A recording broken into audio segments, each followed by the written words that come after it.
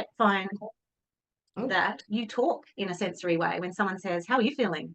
You might say, "Oh, I'm hot and bothered," for example. Here's some other cues. Do you feel like any of these ones? No, maybe sometimes. I don't maybe. know. Maybe a bit low on energy, or a bit sad, or a bit grumpy or upset. Do you feel like any of these ones? Do you feel like a mixture? I mean, sometimes our little nervous systems are riffing in and out, and they're not all one thing or the other. They're very nervous, they're very agile, and that's their strength as well. They can shapeshift quickly. What do you feel like, any of these ones? Just like, do you have these days where you don't feel real, you don't feel connected, you feel weird, wonderful, everything seems a blur, you can't see properly? I don't know. So just taking a moment to think about this, and the senses really connect us to how we're going, like how am I feeling? Here's a really simple way to talk about what this topic is. What is sensory modulation? Well, what we're aiming to do is improve the way you feel or function uh, by specifically using your senses, um, rather than maybe some of the other ways that we're used to as well, like talking or thinking. They're very helpful too. But sometimes many of the areas I've worked, I'm an OT by background. I worked a lot in mental health, and people with complex needs, physical and social as well. This gets a little bit forgotten. I'm not sure why. The dominant paradigms seem to have valued over the years, thinking and talking based therapies a lot.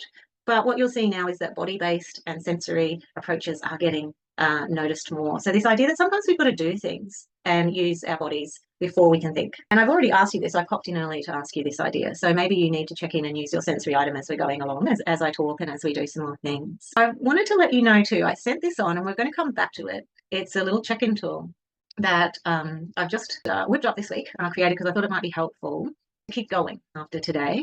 And if you're like me, I go to things and think that's super awesome, but and then I never look at it again, never to do it again, get too busy. So I've tried to keep it simple. And at the end of this, we'll come back and check in around that, how to use it after today. But we're going to talk about each of the senses on there to help you out. Let's talk then a bit about a bunch of ways now that this approach might work for you or the people you care for or are connected to.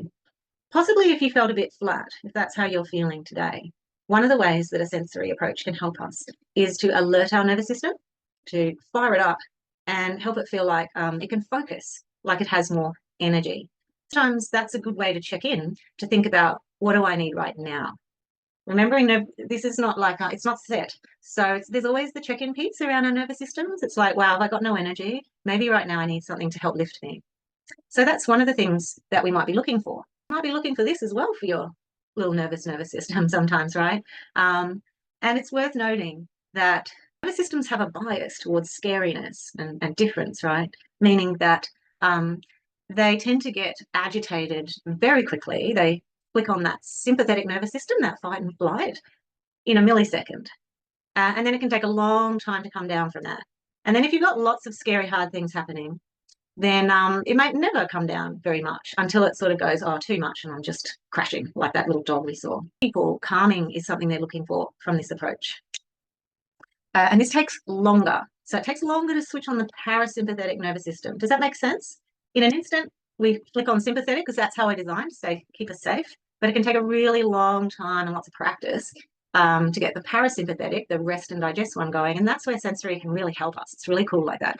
And look, if you're just feeling out there, like I feel weird, I feel disconnected, whatever that might be expressed as, sensory is awesome for helping us ground and to get in our bodies, to feel like my body's a strength again, and to feel like I can connect to people and the world in a way that I want to, on my terms, that feels safe.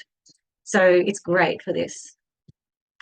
And yeah, I'm not going to say it makes everything perfect, but it can be. I work with lots of people with lots of complex needs. I've used this for myself when I'm struggling. And what it can do is help us to feel okay enough so that we can do some of those things that are really important, and so that our nervous system doesn't get so worn out that we get sick or sicker.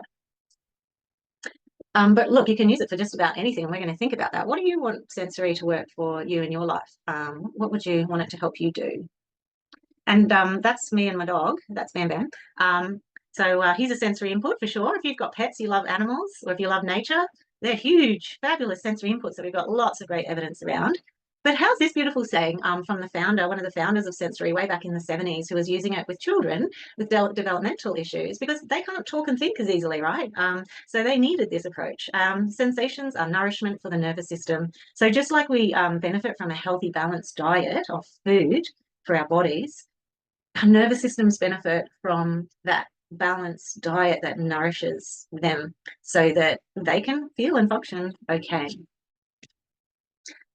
So I just wanted to tell you real fast about the hand model of the brain. Maybe some of you have heard of this. Yeah? No? Okay.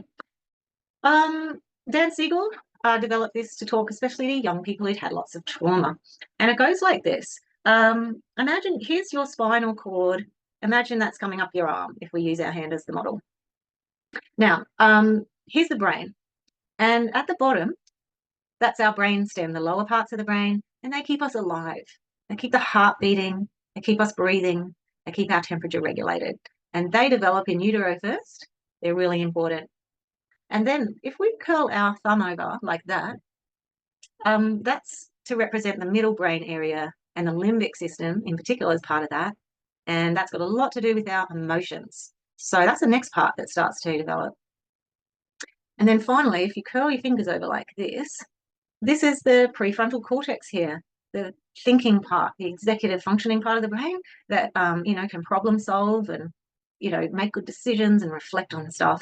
And this part doesn't develop until we're like late 20s, right? So any young people out there still developing. But that also can get a bit messed around with too if people don't have the same needs met growing up, or they have trauma or sickness. But anyway, what's this got to do with sensory? Well, here's what Dan Siegel says. When there's trauma, when any of us get really stressed, we flip our lid. So prefrontal cortex, thinking brain, poof, offline. Have you felt that? I know I have. All of a sudden I can't think, I can't plan because I'm really upset or something, shocked me. And that's what happens. So how do I get my thinking brain back when I can't think? How can I problem solve when this is happening and I'm offline? So this is the good thing about the senses. The senses input at the lower levels of the brain. So that's why it can be much easier for us and other people to use sensory inputs to calm down. I have a shower. I can get back in my body. I get a hug. I drink or eat something, and I can slowly, by using sensory inputs, get my mind back online. So I can think or do stuff or talk to you. Does that make sense? It's a very nice way for all of us to think about just regular brains and why we need some of these sorts of things to help us at really hard times. So you can think of it like a building as well. You got to work on the foundations if you want to get to the top floor. I love this idea. Often, some therapies just like jump into the top floor. And it's like, I can't talk, I can't think because, my body's dysregulated. And if you help other people, well, often we're helping people build those foundations. We're helping them what we call co-regulate by doing some things together, maybe having a nice drink or going for a walk or playing or listening to music, sharing. And this is why it might be helpful for you and others is it's a pretty good checklist, I think, because it's a little bit like a drug. I also work in the drug and alcohol field. Why do people like substances? Because they work, because they are fast, they are easy, they can be fun, and you don't have to think about them because they work at this level. I don't have to think to make it work. I don't have to have that capacity. Another really cool thing about this is you don't have to spend any money on it. We have bodies and environments available to us. You can do other things at the same time. So you might be really good at mindfulness. I love mindfulness practices a lot of the time. But if I'm in a meeting at work and I've got to be reading something and talking to someone, I can't do that, right, at the same time. But if I'm anxious, I can sit there with a big bag of heavy rice on my lap, or I can sit there with my hands wrapped around a cold thing. Or I can sit there with, this is one of my personal favorites, the pashmina. So I can't recall how many times I've wrapped myself in a pashmina before I've got to go and do the hard thing at work, So we can do these things and keep our mind available to do its other work, but we're regulating our body at the same time. Can also last a really long time. So remember that, because if you get the wrong sensations, like if you've been on a boat and you feel seasick afterwards, that can last a long time. So, but some of these, if you build in the right ones, they can last hours too. So that's really cool. And here's just 3 other ways you can think of how you use it, right? You can use them when you're really feeling, I'm emotional, I'm in distress, I need some way to cope right now. You can use sensations every day. And I say to people, when you know the ones you love, get them into your routines. What do you do every day? You sleep every day, you eat every day, you dress every day, You shower every day, you move every day. So think about, oh, putting those flavors into your meals. Think about putting those things, those clothes on that you like the feeling of, or the furnishings that you have around you. The other really awesome way to use sensations is to affirm who you are. And when I work with people with substance use issues, this has been really important for some of them. One person said to me when they were exploring their senses, oh, I love the sea. And I realized that's who I am. I need to be with water. I need to have water and the sea in any ways I can in my life. So there are 3 ways that we can use sensations to help us and others as well. And not only can you use them on your person, you can use them in the activity or occupation you're doing, maybe turning down the light on my computer if it's giving me, too much to deal with sensationally. But we can also use them in our environments, because at all times we're in an environment, right? So that room or that place around us, there are just 3 different ways you can change those things. So here's something to think about. Feel free to write it down if you want to. When you've had a difficult day, stressful day, what helps you? And I encourage you to put on those sensory glasses, those sensational glasses, and notice, just look at what senses are involved.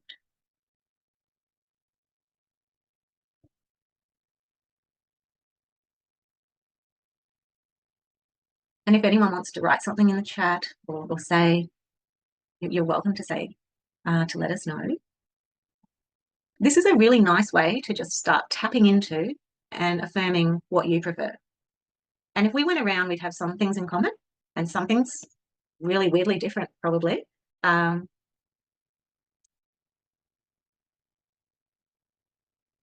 know for me, sorry, Michelle, I know for me, the first thing that gets me relaxed is when I come home and there's food cooking.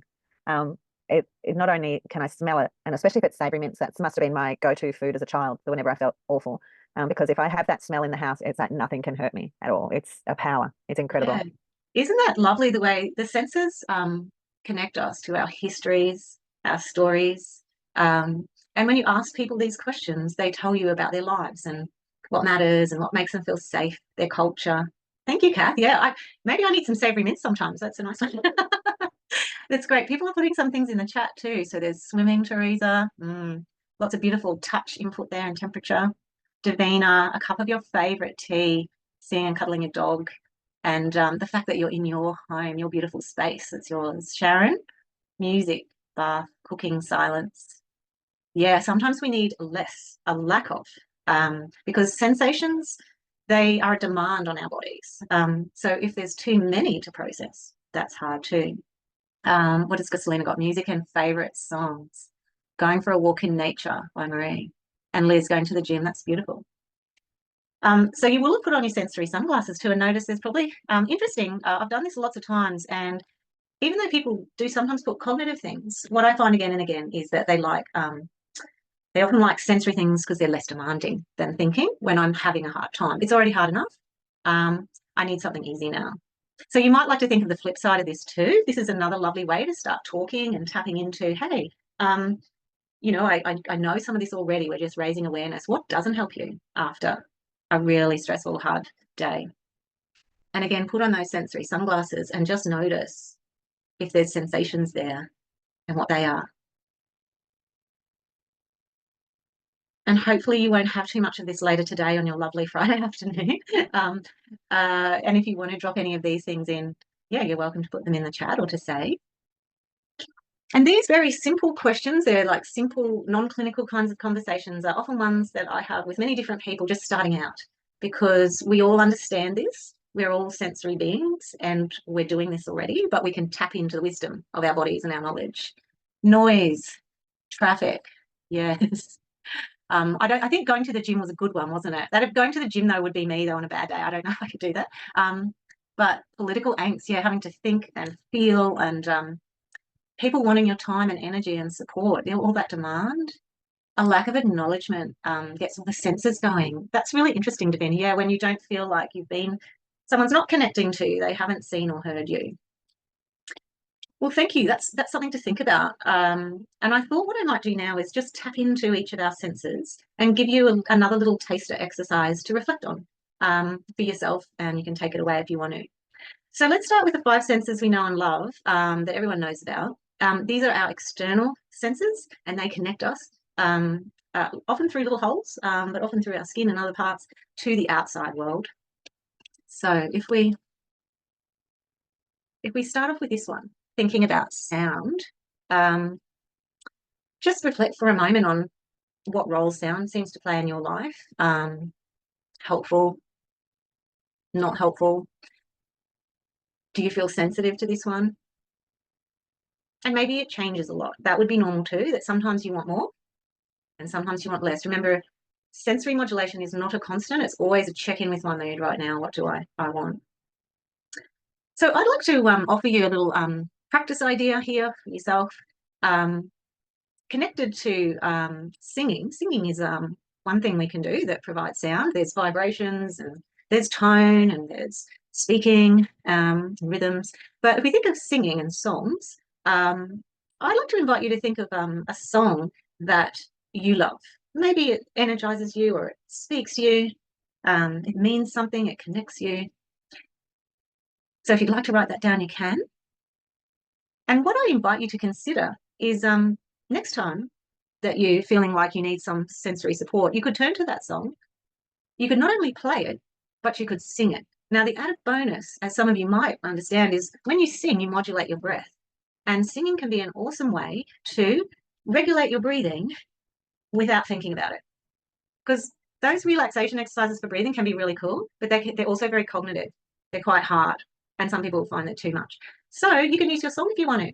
You can use your song and you're extending the out breath. Doing that, taking big breaths in. So it's a beautiful way to use your senses to regulate how you're feeling, including your breathing.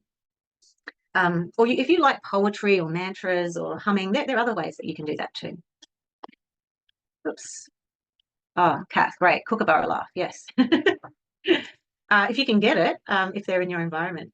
Awesome. All right, a word about smell. This is a really strong one. It's got these very, very direct connections in the brain to the limbic system. So that's why it can be so powerful. And smell has helped us to survive because if food's off or something's poison or toxic, we innately tend to know through the smell of it.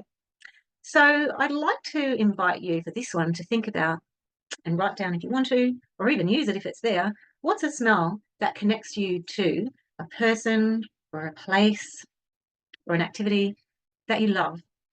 You know, that makes you feel good.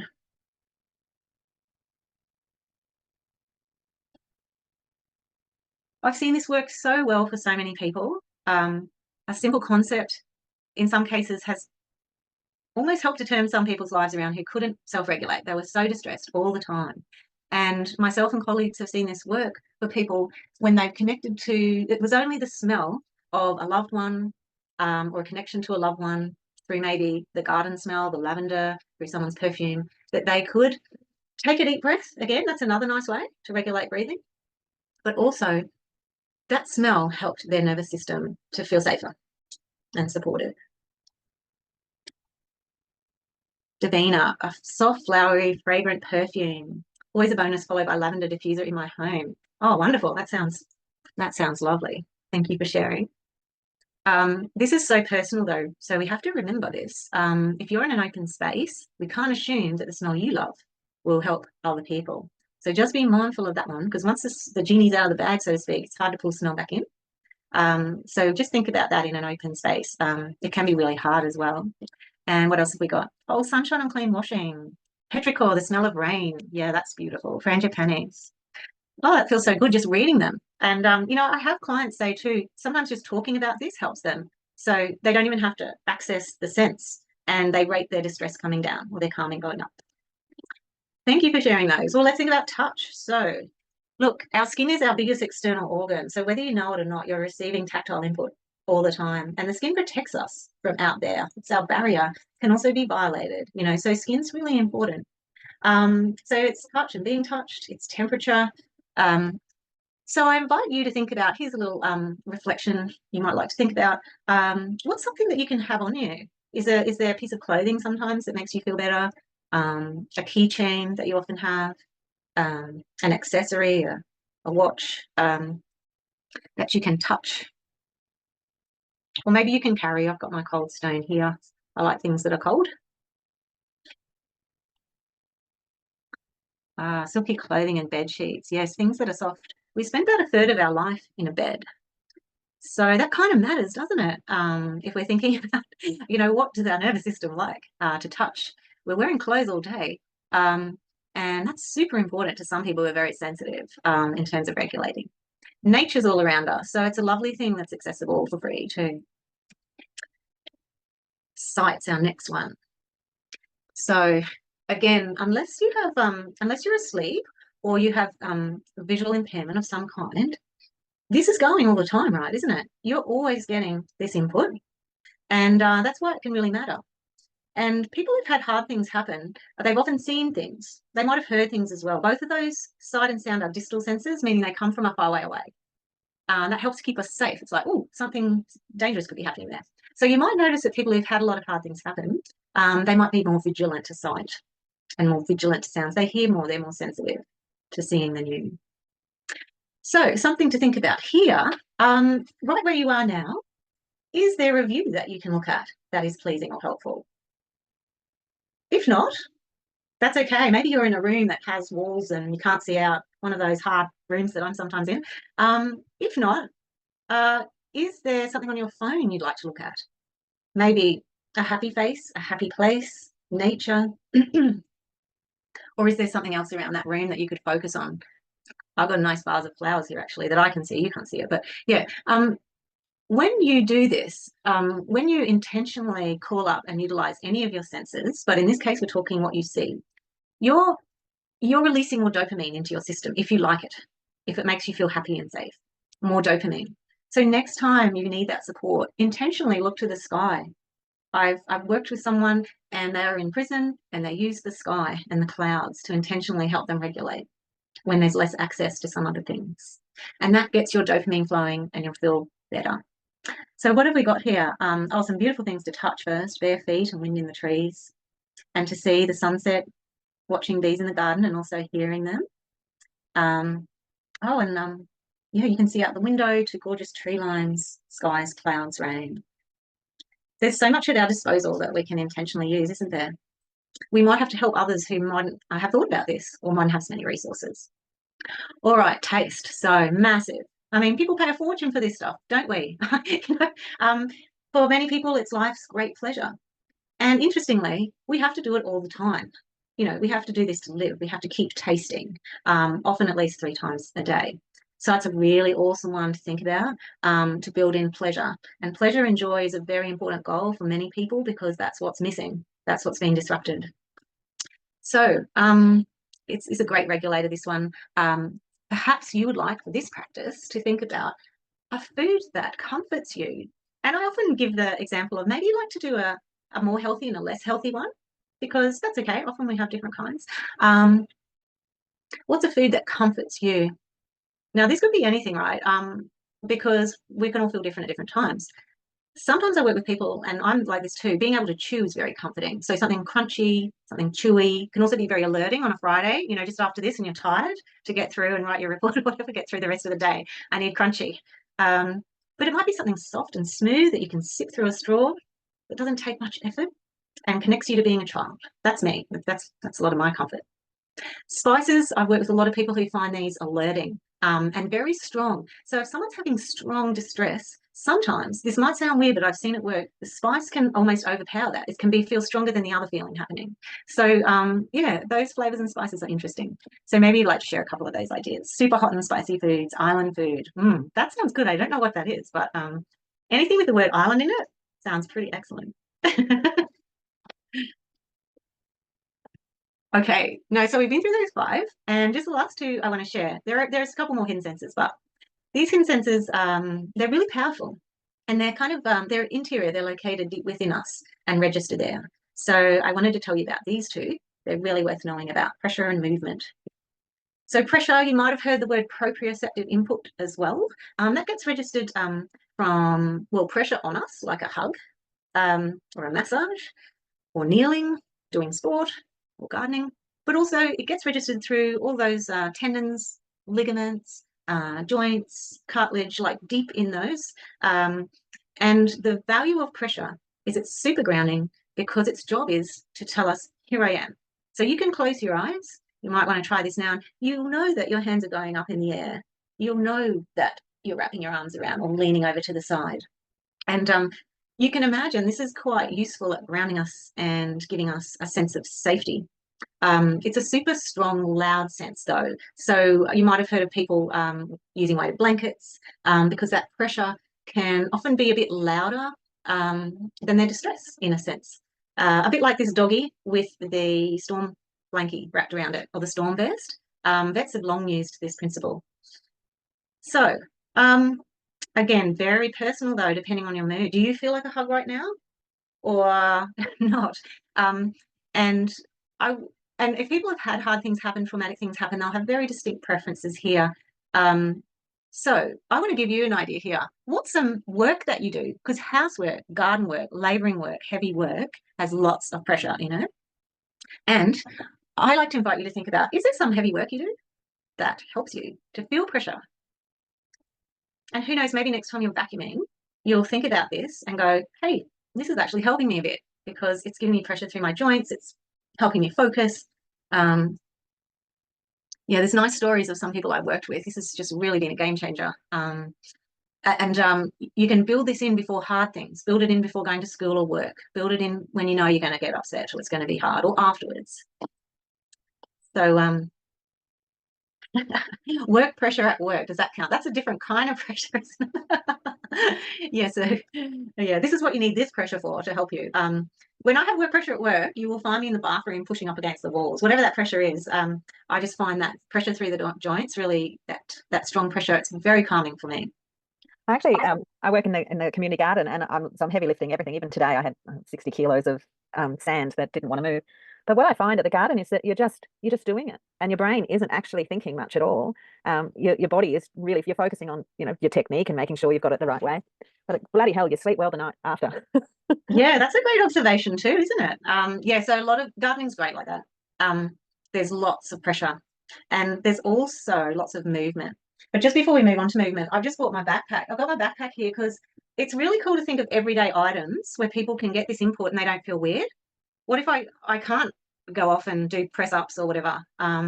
So a backpack's an everyday item that a lot of people I've worked with, they can fill it up with more stuff to put weight there. Then they can take it off and put it on their lap. It's a weight. And the other cool thing some of my clients have done is they put it on the bus seat next to them so no one will sit next to them. So it's got this multi-purpose, the old backpack. But Michelle, is there science to, or is the relief or taking off the backpack another sense of, I don't know, you've let go of a weight, like metaphorically? Is that something that contributes to helping people as well? I don't know. I guess you could talk to people about it if people are interested in that and they're liking it. It could be another aspect for them, because indeed you can't keep it on forever. You can't keep that up forever because the body needs a rest. It needs that downtime. So there's a nice balance there, isn't there, Kath, in that sense of letting go now and maybe feeling, rest time. It's okay. I was just thinking that, sorry, Michelle, I'm just thinking how many, I've seen a lot of people come into our meeting rooms and hug the cushion, and like instead of having it behind them, they seem to start hugging the cushion. And I'm going, okay, you need to hug that cushion.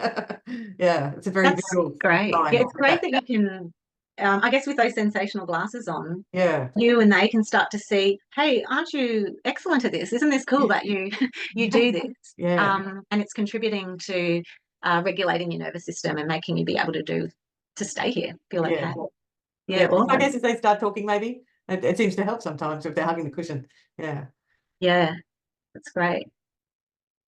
Well, look, this last one, movement, we call this sometimes vestibular input, and it gets registered when there's little sensors in the inner ear, when the head moves in relation to the body, like I'm doing now, or if I were to spin around in my chair, or to rock, or to swing. There's wonderful research around all these things I've been telling you about, but there's quite a bit around swinging and how that's been really helpful to lift mood. I've also looked at some studies for people to manage their cravings using rocking chairs. It's different stuff to what I guess normally gets talked about, but it's really easy. It's really possible. So I guess my little reflection piece for you on movement is when you feel constricted, and often we do feel tight generally when times are hard, we tend to get tight and shut down. And then sometimes we might be in an environment where it's a bit hard to move around. I'm in a bus or a car or I'm with others in a place, or maybe someone's in hospital on a ward, what's a way that you can get movement? You know, and I'm sure you do this already. It might be the simplest things like shrugging. I've become obsessed. I'm the person in the office who just wanders around like this. I have no qualms anymore. But because I've realized I need it. I've realized I've been tight, and that's what stress does. It generally makes everything tighten and get locked, ready to fight or flight. So the movement, the stretching does the opposite, gives us a chance to reset and use that energy. So what can you do? Dancing, beautiful. Chair yoga.